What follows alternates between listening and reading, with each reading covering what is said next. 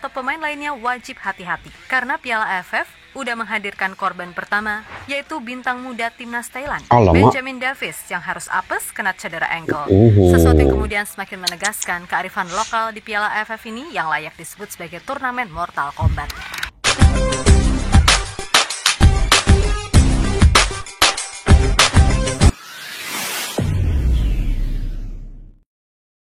Assalamualaikum dan salam persaudaraan, salam sepak bola. Selamat bertemu kembali di channel Askalani Studio, guys. Oke, satu yang saya selalu lihat di Piala AFF ini, guys, apa dia? Selain daripada dulu-dulu lah dikatakan mafia terlalu banyak di AFF ini, wasit yang kurang tegas, sebab itu mungkin dibayar, sebab mafia kan. Kemudian pemainnya, ini pemain-pemain di Piala AFF ini sama ada dari Vietnam, Myanmar, kini Myanmar pula, selalu main seperti Kung Fu Panda ataupun main di Liga Tarkam. Mainnya tidak tersusun, selalu tackle keras, tetapi tidak dikenakan kartu oleh wasit. Kalau saya melihat perlawanan di antara Myanmar dengan Indonesia kan semalam, ada 2 kartu yang sepatutnya diberikan kartu merah ya oleh wasit kepada pemain Myanmar, tetapi tidak dikenakan sama sekali. Ini yang menghairankan kita. Kalau sudah sampai kaki di kepala naik, sepatutnya itu perlu ada kartu ya, sama ada kartu kuning ke kartu merah, yang pentingnya dia ada kartu dikenakan kepada pemain itu. Satu lagi, yang pemain Myanmar tendang bola terkena kepala pemain Indonesia, itu juga seharusnya dikenakan kartu kuning ke kartu merah. Yang penting ada ketegasan daripada wasit. Inilah kelemahan daripada dulu Piala AFF ini, dan selalu yang jadi mangsa ini adalah Indonesia. Ini kalau kita melihat sejarah-sejarah yang daripada dulu lah, Indonesia ini selalu menjadi mangsa keadaan. Apabila Indonesia itu sama ada dikasari, diterjah, ditendang, dikasari macam-macam lah. Itu yang kita nampak. Indonesia ini menjadi mangsa keadaan, dan Indonesia juga yang sedemikian lah. Itu pendek ceritanya, Indonesia ini menjadi mangsa keadaan kepada kesilapan, kesalahan, dan apa-apa yang dilakukan, sama ada oleh mafianya, oleh kekasarannya, dan sebagainya. Tetapi lawan tidak dikenakan apa-apa. Sebab itu Indonesia, kalau di Piala AFF ini sebenarnya sudah pernah menjadi juara, tetapi tidak menjadi juara dikarenakan oleh kelibat mafia-mafia yang ada di Piala AFF ini. Indonesia antara yang paling banyak masuk ke runner up, paling banyak runner up, karena tidak juara sebab ada mafianya. Oke, kali ini wasit ini kan dibantu oleh sistem VAR. Jadi kita mengharapkan semoga sistem VAR ini juga berjalan baik. Dia punya wasit juga sudah ada kematangan, tidak dipengaruhi oleh mana-mana mafia, dan kita ingin perlawanan ini secara sportivitas. Kalah menang itu adat perlawanan, adat pertandingan, tetapi yang pentingnya sportivitas yang tinggi yang kita inginkan. Biasalah kalah menang itu. Saya guys, Malaysia main, saya penyokong untuk Malaysia juga ya. Sebab ini adalah negara saya, Malaysia. Saya pendukung kuat kepada bola sepak di Malaysia ini. Tetapi setiap kali Malaysia kalah itu saya reda dengan kekalahan itu. Saya tahu mungkin ada yang perlu dibenahi oleh Malaysia, mungkin ada yang perlu diperbaiki, banyak kesilapan-kesilapan. Kalau dia bermain secara sportivitas, tidak ada mafia, saya terima kekalahan itu seadanya. Tapi kalau dengan mafia itu yang kita khawatiri di Piala AFF ini. Jadi ini yang saya ingin reaksi pada kali ini guys, yang mana Rafael kaget, Justin pun gergitan ya, Justin Lumna. Ini Mortal Kombat. Korban pertama AFF, Victor Detan curi atensi. Ini juga yang saya ingin bahas di penghujung video nanti. terkait dengan Victor Detan. Yuk kita simak video ini.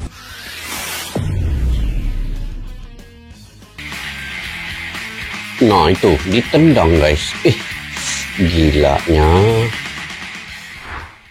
Kemenangan Indonesia di match pertama memang patut disyukuri, walaupun pastinya kita semua masih belum puas. Sebab dari sisi permainan masih banyak hal yang bisa ditingkatkan. Terlebih harus diakui juga kalau faktor lapangan yang keras, rumput nggak rata, serta permainan ala Kung Fu Panda yang dilakukan pemain Myanmar cukup membuat kita kurang enjoy menyaksikan pertandingan. Hal yang kemudian cukup membuat seorang Rafael Strike kaget dengan nuansa baru yang ia rasakan. Pun begitu dengan pemain-pemain timnas senior lainnya yang menyaksikan laga ini, yang mana salah satunya adalah Justin Hubner. Nah, dari beberapa nama debutan, jujur nama Victor. Oke, mungkin Rafael Strike kan baru main Piala AFF ini, dan Justin Hubner kalau melihat lawanan ini, pasti dia pun akan kaget melihat bagaimana kekasaran-kekasaran yang dilakukan oleh pemain Myanmar, tetapi tidak dikenakan apa-apa kartu pun oleh wasit. Ini yang membuatkan mereka baru mengetahui sebenarnya yang Indonesia ini sudah lama dibuat sedemikian, cuman tidak diendahkan, sebenarnya tidak disoroti, dan mungkin itulah ada mafia di sebaliknya. Oke guys, kita lanjut. Victor Detan adalah yang paling banyak mencuri atensi, di mana tak sedikit yang berharap kalau ini pemain bisa berkembang sehingga ke depannya ia bisa lebih sering mendapatkan kepercayaan dari Shin Tae-yong. Namun di AFF ini, entah itu Victor atau pemain lainnya wajib hati-hati, karena Piala AFF udah menghadirkan korban pertama, yaitu bintang muda timnas Thailand, Benjamin Davis, yang harus apes kena cedera ankle. Sesuatu yang kemudian semakin menegaskan kearifan lokal di Piala AFF ini yang layak disebut sebagai turnamen Mortal Kombat. Thailand lawan apa? Lawan Laos ya. Kena juga. Pemain Thailand oleh Laos ya. Laos kah Timor Leste? Timor Leste bahkan? Timor Leste. Yang 10-0. Sebelum ini banyak yang berharap serta membayangkan betapa mudahnya timnas Indonesia meraih juara AFF kalau menurunkan skuad yang isinya pemain terbaik. Akan tetapi, setelah melihat gimana kultur Piala AFF yang bagaikan turnamen Mortal Kombat, para fans mulai tersadar kembali kalau keputusan untuk menurunkan tim muda emang jauh lebih tepat. Bukannya apa-apa, dari dulu hingga sekarang emang Piala AFF ini kayak ya gitu-gitu aja. Main kasar, lapangan jelek, fasilitas adanya. Pokoknya yang penting rame aja gitu. Iya loh sumpah, ngelihat Marcelino yang digeprek kepalanya Marcelino Myanmar, plus muka Arkan Kakak yang diselengkat pakai kaki. Beneran deh, Mimin gak bisa bayangin bakal serem apa pemain utama kita, karena emang tabiatnya udah gitu. Kalau kelasnya udah kalah, ya udah main kasar. Belum lagi soal fasilitas serta kondisi lapangan yang aduh parah, beneran membuat Piala AFF makin gak disukai sama sebagian besar publik tanah air. Betul-betul lah. Belum lagi yang pemain Vietnam dulu tuh kan guys, yang dia kasih patah kaki ini Evan Dimas kan. Kemudian pemain Malaysia disikut begini lagi tuh itu hari oleh pemain Quang Don Hau gitu, pemain Vietnam tuh. Nah ini ditendang lagi. Nah tengok. Sepatutnya itu kartu merah tuh. Ini sejatinya akan memberikan pengalaman berharga bagi mereka para pemain muda Indonesia. Mungkin bagi Asnawi, Marcelino, ataupun Arhan, mereka udah paham bener gimana cara main di turnamen Mortal Kombat ini. Tapi bagi Rafael Strike, bisa dilihat dari ekspresinya yang tampak kaget gimana gitu ngelihat ini semua. Dan mungkin Rafa dari sini mikir, oh ya pantas Ivar sama Justin gak di sini klubnya ikut. Pemainnya modelan selengkat-selengkat gini. Gila, kalau ada Justin Hubner nih, Justin Hubner dengan J.E. Jas, dorang yang duluan ini pergi dekat pemain yang dikasari itu, dorang yang duluan melindungi, membackup pemain itu. Nasib baik tiada di sini ya, Justin Hubner dengan J.E. Jas, Bang J. Kalau ada habis nih. Perlu diketahui juga, kalau pemain-pemain senior lainnya atau Sheni Patinama tuh, Nathan, Sandy, Rizky, Ivar, Justin, dan Kevin Dix ikutan nonton via streaming. Nah kalau Justin, pasti malah gergetan pengen ikutan main. Apalagi pas lihat kepala Marcel digeprek pakai bola dengan sengaja. Walah nggak tahu deh, bakal jadi apa itu pemain Myanmar. Tapi dari itu semua, kembali lagi, reaksi Rafa mulai dari yang nyingir di bench, ngusir-ngusir pemain Myanmar yang coba provokasi Arhan, sampai ketawa kecil ngelihat tingkah tengil kiper Myanmar. Betul lah. Begini main. Bilang Rafael, begini mainnya di AFF ini. Main kasar mulu bilangnya.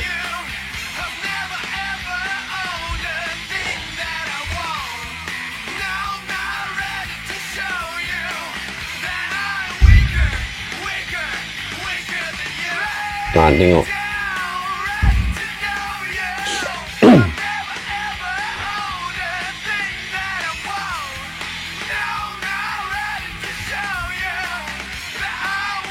Sampai di status Ivar Jenner, status Nathan Joe, status Martin Paes semua ada.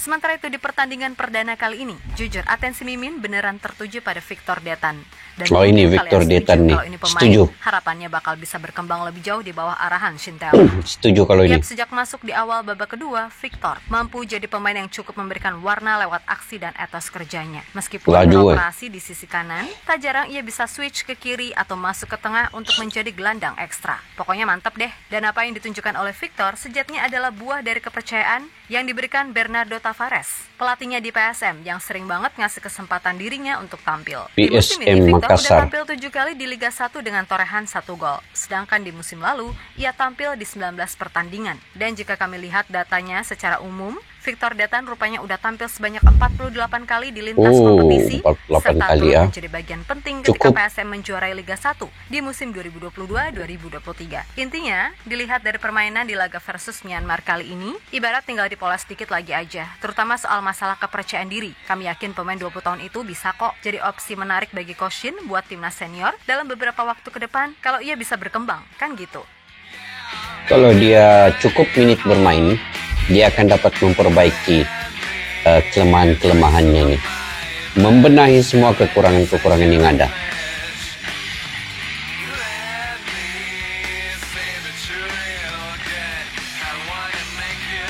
Dia antara yang terbaik lah, Victor Detan ini.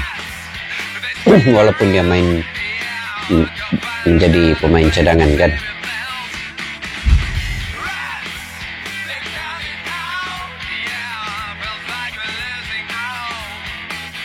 Laju.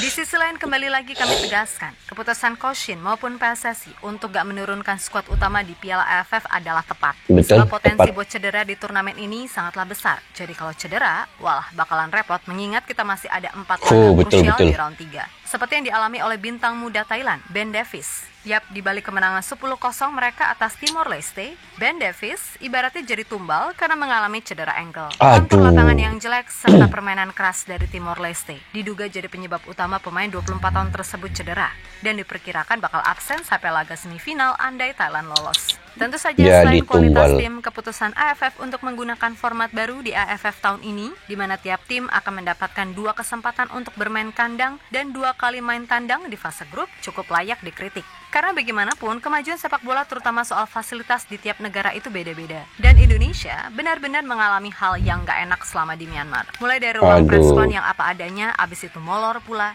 sampai kualitas lapangan pertandingan dan latihan yang begitu jelek menurut perangkat manajer timnas. Selain itu, ada juga Vietnam yang ngamuk-ngamuk dan kecewa atas segala hal yang mereka dapatkan di Laos. Mulai dari ruang ganti yang isinya kursi kondangan, plus gantungan baju 10.003, sampai kualitas rumput lapangan yang menurut pelatih Nguyen, Kim Sang-sik, sangatlah jelek. Ya, untungnya mereka masih bisa menang telak, coba kalau kalah. Bisa lebih tantrum nih Dedek Nguyen. Kami mengalami kesulitan di babak pertama karena kondisi lapangan. Di babak kedua, saya melakukan beberapa penyesuaian untuk membantu pertandingan berakhir dengan kemenangan bagi tim Vietnam.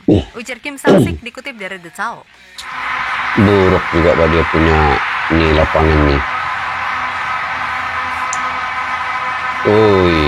Bola itu tidak stabil wah. Nasib baik Vietnam menang juga. Kalau enggak, tuh Venton itu.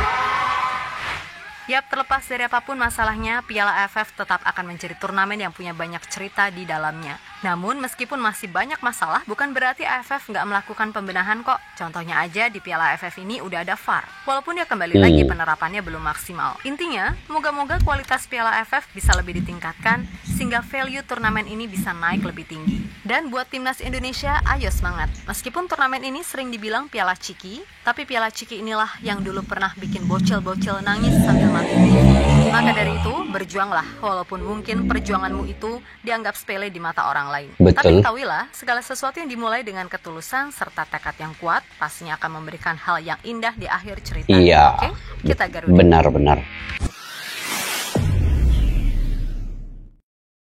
Oke guys, Victor Detan antara pemain yang cepat beradaptasi, dia cepat serasikan diri, dia cepat membentuk, memahami, menyetel dengan gaya permainan Marcelino, gaya permainan Ronaldo Quante, Rafael Struijk, arahan pertama. Jadi dia cepat beradaptasi. Ini antara salah satu pemain yang mungkin dia akan cepat belajar guys. Kalau dia punya insting, dapat mengembangkan cara permainannya dengan pemain siapapun yang dihadapinya, dia kebersamaan itu ada, cepat untuk dia berinteraksi. Dan pemain ini mungkin satu hari nanti akan menjadi pemain andalan timnas Indonesia. Saya melihat dari segi cara kecepatannya, kualitasnya, skill individual, dan yang paling penting memang pemain ini seorang pemain yang sangat laju dan dia amat kencang lariannya. Ini salah satu yang menjadi mungkin pilihan Sinteyong untuk melawan Laos nanti di menahan Solo ya. Jadi Victor Detan mudah-mudahan akan menjadi starting 11. Kalau dilihat dari segi minit bermainnya di PSM Makassar, beliau layak untuk bermain sebagai starting 11. Jadi, tapi ini bergantung dengan Sinteyong lah. Mungkin Sinteyong yang lebih mengetahui setiap pemainnya dan dia punya taktikal yang tersendiri. Dan di Liga Piala AFF ini diibaratkan seperti liga terkam. Banyak terjang sana sini, banyak kekasaran berlaku, banyak kungfu terkeluar, tetapi tidak menjadi wasit tidak mengingatkan para pemain ini supaya bermain dengan tenang, tidak terlalu emosional, dan sepatutnya wasit banyak memberikan kartu. Dan kalau yang berbahaya seperti kaki di kepala, kemudian menendang bola di kepala, itu sepatutnya kartu merah. Dan Thailand juga seorang pemainnya mengalami kecederaan yang serius walaupun mereka menang 10-0, tetapi itulah yang kita khawatirkan di sini guys. Kita merisaukan arkan pertama Marcelino Ferdinand, Rafael Struijk, Muhammad Ferrari yang bermain di kualifikasi Piala Dunia itu. Kita risau mereka ini akan mengalami kecederaan yang serius. Ini tidak mustahil ya, karena bagaimana seorang pemain Indonesia suatu ketika dulu yang sangat berkualitas ya, seperti Ivan Dimas, gara-gara Piala AFF ini melawan Vietnam, beliau berehat lama dalam sepak bola ini, sehingga kan itu telah meruntuhkan segala potensinya, bakatnya dalam sepak bola ini. Akhirnya beliau sudah tidak lagi bermain. Jadi mudah-mudahan guys, kita doakan Piala AFF kali ini adalah pertandingan yang paling terbaik daripada sebelum-sebelumnya, daripada mafia dan daripada sebagainya lah, daripada kungfu apa segala macam ini. Jadi kita doakan semoga VAR juga membantu setiap kali kekasaran yang berlaku, dan juga pemain-pemain Indonesia harus tenang, kawal emosi, kawal mental, demi untuk menjaga permainan yang konsisten nanti. Oke, kita doakan di perlawanan kedua melawan Laos, Indonesia akan menang guys. Sampai di situ saja video pada kali ini. Mungkin kalian punya pandangan pendapat sendiri, kalian boleh komentar seperti biasa di ruang kolom jawab. Pada yang baru mampir ke channel ini, jangan lupa subscribe, like, share, dan komen jika kalian suka dengan saya punya reaksi. Assalamualaikum warahmatullahi wabarakatuh. Bye-bye. Askalana Studio untuk kita channel yang bereaksi tentang apapun yang ada di Indonesia, channel YouTube dari Malaysia di Askalani Studio. Jika mau tahu tentang Indonesia, ayo like and subscribe channel kami Askalani Studio. Askalani Studio.